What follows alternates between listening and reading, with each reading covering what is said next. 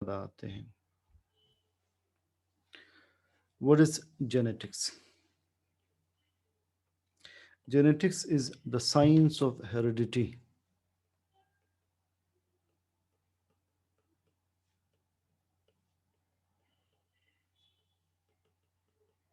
The science of heredity is genetics. Parents से offspring में traits transmit होते हैं। इन ट्रेट्स को स्टडी करना, इस ट्रांसमिशन को स्टडी करना, इसे जेनेटिक्स कहते हैं। What is gene? जीन हमने पढ़ा है, it is a unit of inheritance. Gene is the factor that controls transmission of traits, that controls transmission of traits, transmission of traits। Gene chromosome के ऊपर located है। Almost हर gene की location अब identify की जा चुकी है।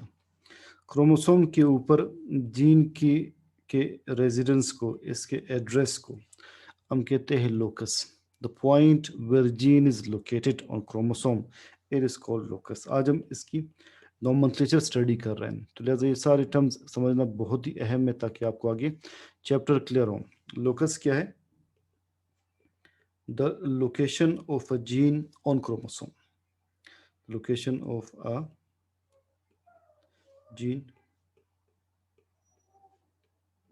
on chromosome is locus. What is allele? देखिए ये कहलाता है जीन।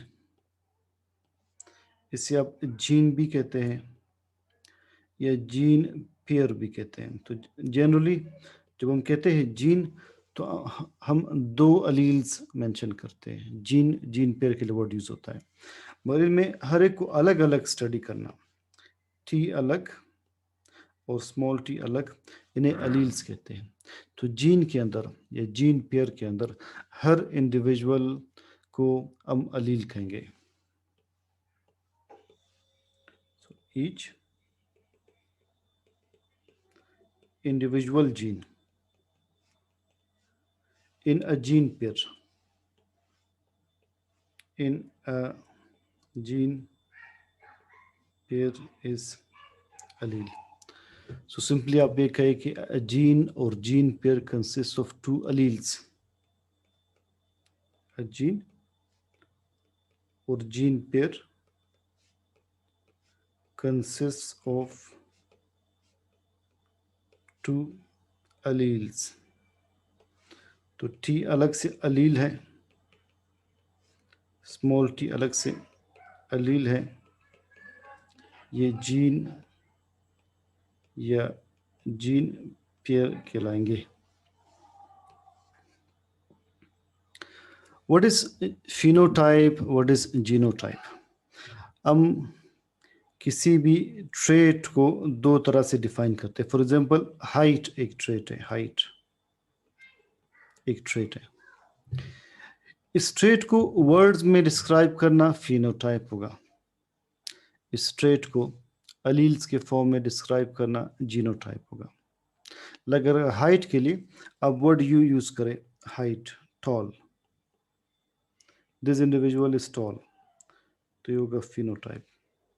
आप कहे कि इसके अलील्स ये है, ये होगा जीनोटाइप। तो किसी भी ट्रेट को वर्ड्स में डिस्क्राइब करना फिनोटाइप है, अलील्स के फॉर्म में डिस्क्राइब करना जीनोटाइप है। So phenotype is description of a trait, description of a trait in words। और जीनोटाइप क्या है? description of a trait, description of a trait in the form of alleles, in the form of alleles। Next हम दो terms use करते हैं, homozygous, heterozygous. अगर एक gene pair में दोनों अलील्स एक जैसे हों तो ये होमोजाइगस स्टेट होगी। देखिए होमोजाइगस स्टेट ये है। या होमोजाइगस स्टेट ये है, दोनों अलील्स आपस में एक जैसे हों, होमोजाइगस, और अगर अलील्स आपस में डिफरेंट हो, it is heterozygous. So homozygous refers to a gene pair with similar alleles.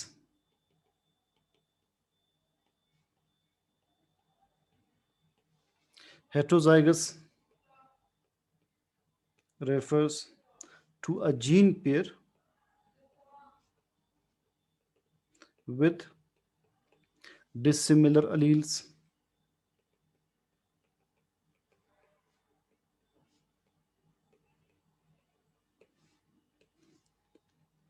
Dominant recessive, वो अलील जो अपना इफेक्ट हमेशा शो करे, हमेशा, उसे डोमिनेंट कहते हैं. लाइक अगर आपके कैपिटल टी के साथ है, इट मीन्स ये टॉल है. आपके कैपिटल टी स्मॉल टी के साथ, इट मीन्स ये अगेन टॉल है. तो इफेक्ट इसका शो हो रहा है. तो एक ऐसा अलील जो होमोजाइगस स्टेट में हो, चाहे हेट्रोजाइगस स्टेट में हो, अपना इफेक्ट शो करें, उसे डोमिनेंट कहते हैं. मगर जो दूसरा अलील है, जो इस हेट्रोजाइगस स्टेट में अपना इफेक्ट शो नहीं कर रहा और सिर्फ इस स्टेट में अपना इफेक्ट शो करे, इसे हम कहते हैं ड्वार्फ, हाइट कम हो तो स्मॉल टीज. तो इस तरह के अलील को हम कहते हैं रिसेसिव, जो सिर्फ होमोजाइगस स्टेट में अपना इफेक्ट शो करे, वो रिसेसिव अलील कहलाता है. तो dominant is the Aleel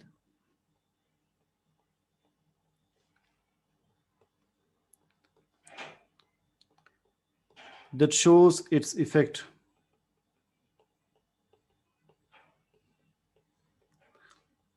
in both homozygous and heterozygous states. In both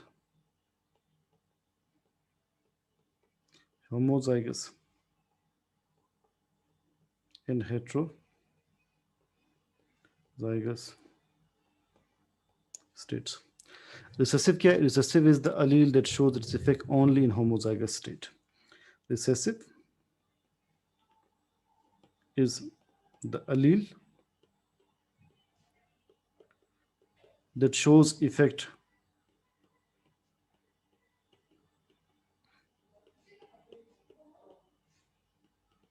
only in homozygous state.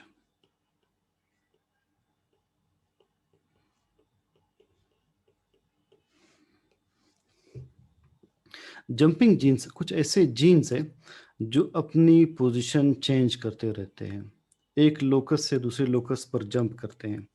Like आप देख ले इस जंपिंग अलील को,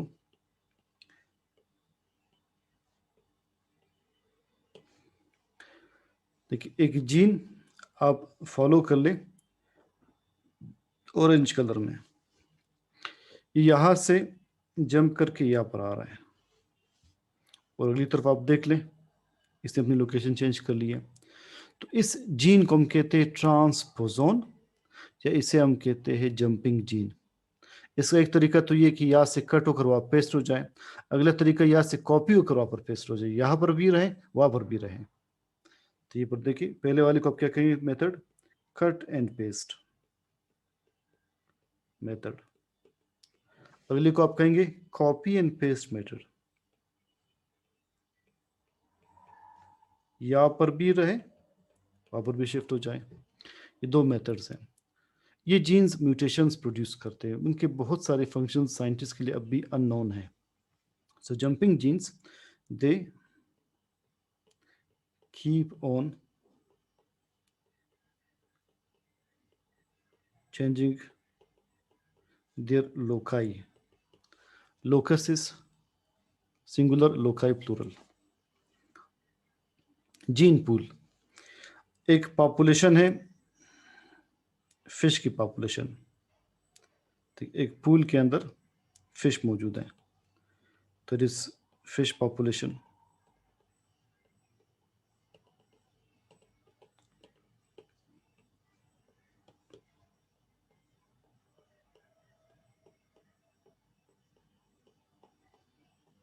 इट इज फिश पॉपुलेशन. तो इस फिश पॉपुलेशन में सबके जीन्स अगर आप इकट्ठे कर लें, इन सब के जीन्स अगर आप इकट्ठे कर लें, इन सब के जीन्स के कलेक्शन को हम कहते हैं जीन पूल। और अगर आप किसी एक इंडिविजुअल के जीन्स इकट्ठे कर लें, एक इंडिविजुअल के जीन्स, तो सिर्फ एक इंडिविजुअल के जीन्स इकट्ठे कर लें, दिस इज जीनोम। क्वेटा में जितने लोग रहते हैं, क्वेटा की पॉपुलेशन हो जाएगी, तमाम लोगों के जीन्स का कलेक्शन कहलाएगा जीन पूल। सिर्फ एक शख्स के जीन्स का कलेक्शन कहलाएगा जीनोम। हम सब के जीन्स बस एक सेल में मौजूद है, वही हर सेल में मौजूद है, ठीक है। तो एक इंडिविजुअल के तमाम जीन्स का कलेक्शन जीनोम होगा, पूरे पॉपुलेशन के जीन्स का कलेक्शन जीन पूल कहलाता है। अब हम में ये जीन्स कहाँ से आए? जो 40 साल पहले, 30 साल पहले पॉपुलेशन मौजूद थी, उनके जीन्स, जो हमारे ग्रैंडफादर्स थे, उनकी पॉपुलेशन के जीन्स हमारे पेरेंट्स में, पेरेंट्स के हम में, और हमसे हमारे ऑफस्प्रिंग में, और हमारे ग्रैंड चिल्ड्रन में ट्रांसफ़र होते जाएंगे। तो gene pool is the collection of all the genes, the collection of all the genes in our population. It is the reservoir, ये ज़ख़ीरा है तमाम जीन्स का एक पॉपुलेशन में। जीनोम क्या होगा, जो इस चैप्टर में नहीं है, अगले चैप्टर में आपको ये वर्ड मिलेगा, the collection of all the genes in one individual, of all the genes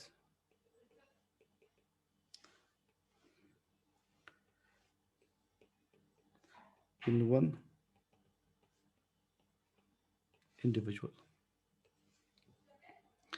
Mendel ने एक्सपेरिमेंट्स किए जेनेटिक्स पर। Mendel is considered to be father of genetics.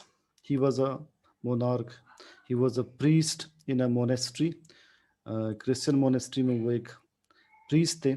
उन्होंने उसी चर्च के गार्डन में पी प्लांट्स पर एक्सपेरिमेंट्स किए, और मैथमेटिक्स पर उसका कमांड था, तो उन्होंने मैथमेटिक्स, स्टैटिस्टिक्स वो इन्वॉल्व अप्लाई किए।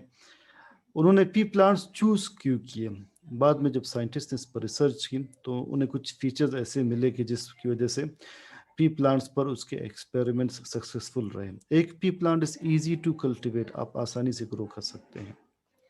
It doesn't require some drastic या strict conditions. नंबर 2, ये एक बाइसेक्सुअल प्लांट है। बाइसेक्सुअल प्लांट का मतलब ये है कि इसी प्लांट के फ्लावर्स में, इसी प्लांट के फ्लावर्स में मेल पार्ट भी मौजूद है, फीमेल पार्ट भी मौजूद है।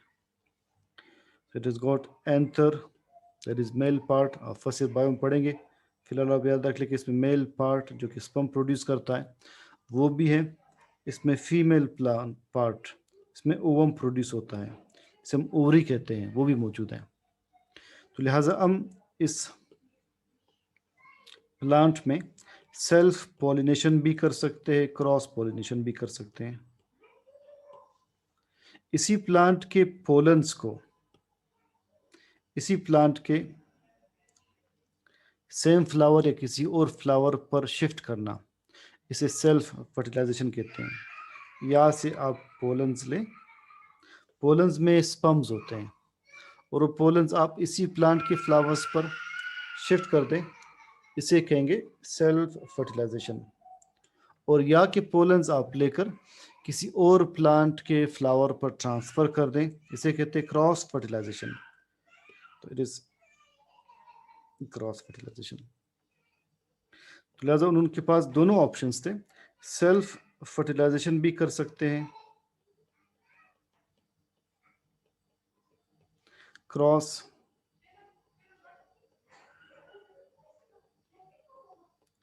फर्टिलाइजेशन भी कर सकते हैं। तो ये प्लांट बाइसेक्सुअल है, इसमें मेल और फीमेल पार्ट्स दोनों फ्लावर में मौजूद हैं। इसी प्लांट के फ्लावर के पोलन्स इसी प्लांट के इसी फ्लावर या किसी और फ्लावर पर आप शिफ्ट कर दें, ये होगी सेल्फ फर्टिलाइजेशन। या कि पोलन्स किसी और प्लांट पर शिफ्ट कर दें, it is cross fertilisation. Third, इसका जनरेशन टाइम बहुत शॉर्ट था। इसके सीड्स आप कलेक्ट करके ग्रो कर लें, बहुत जल्द आपको नया जनरेशन मिलता जाएगा। आपके लिए एक्सपेरिमेंट्स करते वक्त ज़्यादा इंतज़ार नहीं करना पड़ेगा। फोर्थ, इसमें शार्पली डिस्टिंक्ट ट्रेड्स हैं। कुछ ऐसे ट्रेड्स हैं जो एक प्लांट के दूसरे प्लांट में से डिफरेंट होते हैं, जिस पर आप एक्सपेरिमेंट्स कर सकते हैं। There are sharply distinct traits, like कैसे, ये आप इसके लिए टेबल देख लीजिए। इससे आपको एक पॉइंट बिल्कुल क्लियर हो जाएगा। आपको पी प्लांट्स ऐसे मिलेंगे जिसके सीड्स राउंड होते हैं, राउंड, ये है राउंड। कुछ ऐसे मिलेंगे जिनके सीड्स रिंकल्ड होते हैं, ये है रिंकल्ड। तो राउंड वाले सीड्स भी है, रिंकल भी है। आपको ऐसे पी प्लांट्स मिलेंगे जिनके सीड्स ग्रीन होते हैं, कुछ ऐसे भी मिलेंगे जिनके सीड्स येलो होते हैं। तो ये एक अलग से डिफरेंस है। और मजीद बहुत सारे डिफरेंसेस आपको मिलेंगे। जो सिंपली मटर का दाना है, मटर का दाना, ये पी प्लांट का सीड है। लिहाजा आपके लिए एक्सपेरिमेंट्स करना इजी है। आपको ऐसे प्लांट्स मिलेंगे जो टॉल हैं, ऐसे प्लांट्स मिलेंगे जो शॉर्ट है, यानी ड्वार्फ है।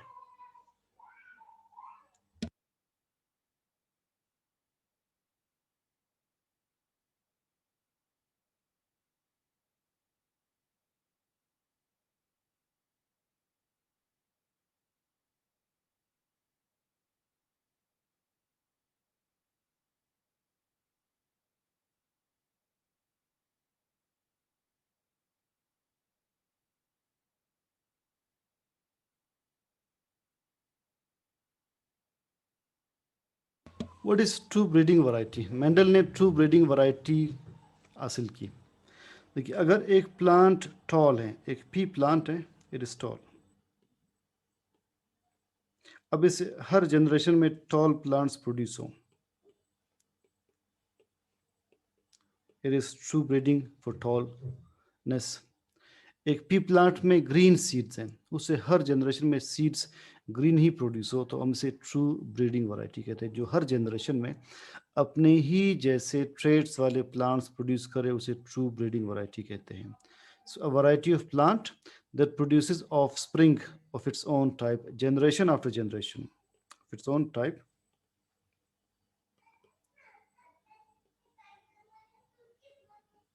generation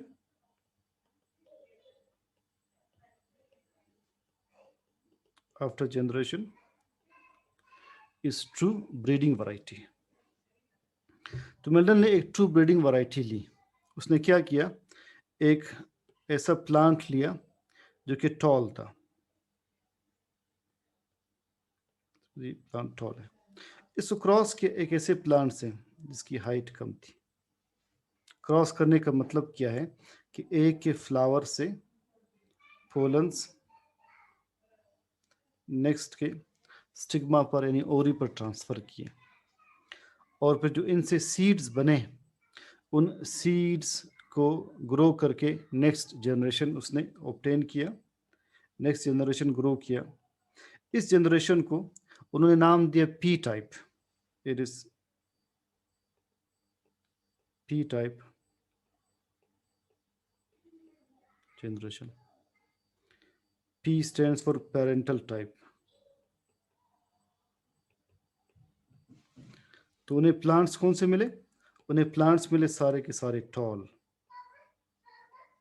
सारे।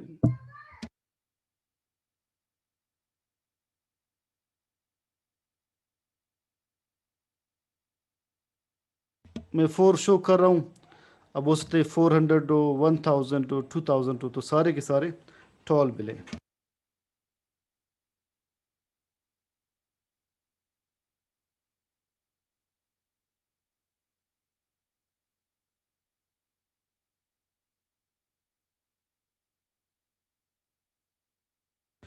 इस जनरेशन को नाम दिया फर्स्ट फीलियल जनरेशन।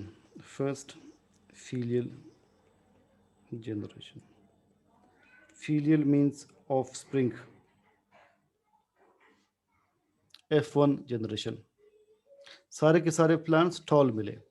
वो तो सिर्फ प्लांट्स को देख सकते थे, ठीक है, जीन्स दिखाई तो नहीं देते। उन्हें इससे फिर कंक्लूजन्स ड्रॉ करने थे, जो मैं आपको आगे बताऊंगा। तो एक टॉल प्लांट को क्रॉस किया एक शॉर्ट प्लांट से, अगले जनरेशन में देखा सारे के सारे प्लांट्स टॉल हैं। फिर यहाँ का एक प्लांट लिया, यहाँ के प्लांट के साथ क्रॉस किया, F1 को F1 के साथ क्रॉस किया, एक टॉल प्लांट जो कि F1 का है, इसे टॉल प्लांट F1 के साथ क्रॉस किया। वो देखना चाह रहा था कि अब नेक्स्ट जनरेशन में प्लांट्स कैसे बनते हैं। तो नेक्स्ट जनरेशन में देखा कि प्लांट्स इस तरह से थे, टॉल टॉल टॉल शॉर्ट। यानी अगर उसने 1000 नए प्लांट्स ग्रो किए तो 750 टॉल थे, 250 शॉर्ट थे। अगर 100 प्लांट्स ग्रो किए नेक्स्ट जनरेशन में तो 75 टॉल थे, 25 शॉर्ट थे। यानी 3:1 रेशो आ रही थी, 3:1 ratio, 3 tall 1 dwarf. It is 3:1 ratio. इस जनरेशन को नाम दिया F2 जनरेशन का,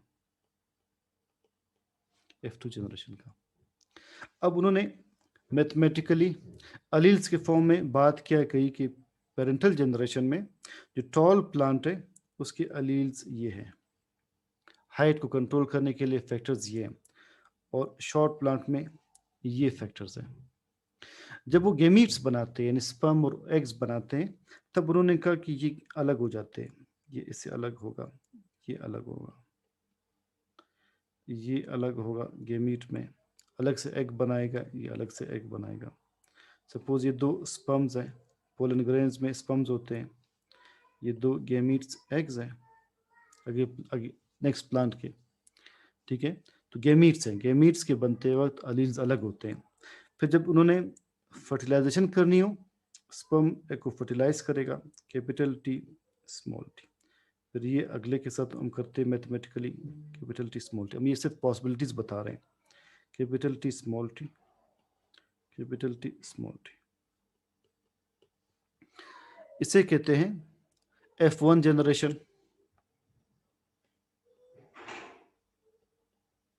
सारे के सारे टॉल है, ऑल टॉल। फिर F1 को F1 के साथ क्रॉस किया, capital T small T, capital T small T, F1 F1 cross किया। अगेन पहले क्या बनेंगे, पहले गेमीट्स बनेंगे, ये अलग होगा, ये अलग होगा, गेमीट्स बनेंगे, ये अलग होंगे। फिर फर्टिलाइजेशन में ये दोनों एक साथ कैसे आते हैं, कैपिटल टी के साथ एरिस्टॉल, कैपिटल टी स्मॉल टी के साथ एरिस्टॉल, स्मॉल टी कैपिटल टी के साथ एरिस्टॉल, स्मॉल टी के साथ it is dwarf.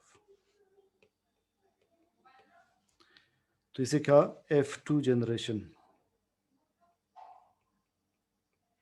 This is F2 generation.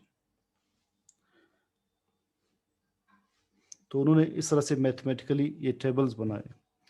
अब इससे लॉ कैसे बनाए, लॉ ऑफ सेग्रीगेशन किया। लॉ ऑफ सेग्रीगेशन ये कि किसी भी इंडिविजुअल में अलील्स एक साथ स्टे करते हैं, मगर जब उन्होंने गेमीट्स बनाने हो तो अलील्स अलग होते हैं, अलग होने को सेग्रीगेशन कहते हैं। दोबारा देखिए, किसी भी इंडिविजुअल में alleles stay together, but when they have to form gametes, at the time of gamete formation, they separate such that each gamete receives one of the two alleles and not both. It is called Mendel's law of segregation.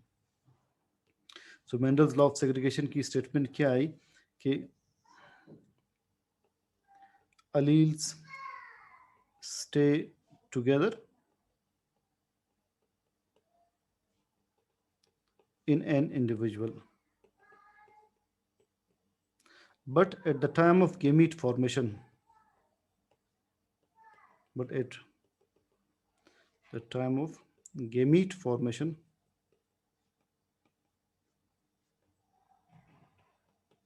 they separate.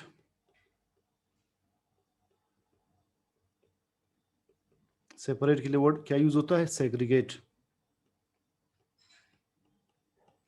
such that each gamete receives one of the two alleles and not both, such that each gamete receives one of the two alleles and not both. ये है Mendel's law of segregation की statement. यही कल दोबारा revise भी होगा, फिर हम नेक्स्ट टेस्ट क्रॉस और लॉ ऑफ सेग्रीगेशन इसमें पढ़ेंगे। आपने एक ट्रेट को एक ट्रेट के साथ कंपेयर किया, हाइट को हाइट के साथ, इसे कहते हैं mono hybrid cross. Mono hybrid cross, it is crossing one trait with another one trait. Crossing one trait with another one trait. एक से ज़्यादा traits cross करना, that will be a different case. उसमें अगर आप दो traits cross करते तो उसे कहेंगे डाई हाइब्रिड क्रॉस, और वो आप लॉ ऑफ इंडिपेंडेंट असॉर्टमेंट में पढ़ेंगे इंशाल्लाह। So that's all for today. कल आपका टेस्ट है, जिस तरह से मैंने बताया उसी तरह से आपने अटेम्प्ट करना है। सी यू ऑन मंडे इंशाल्लाह।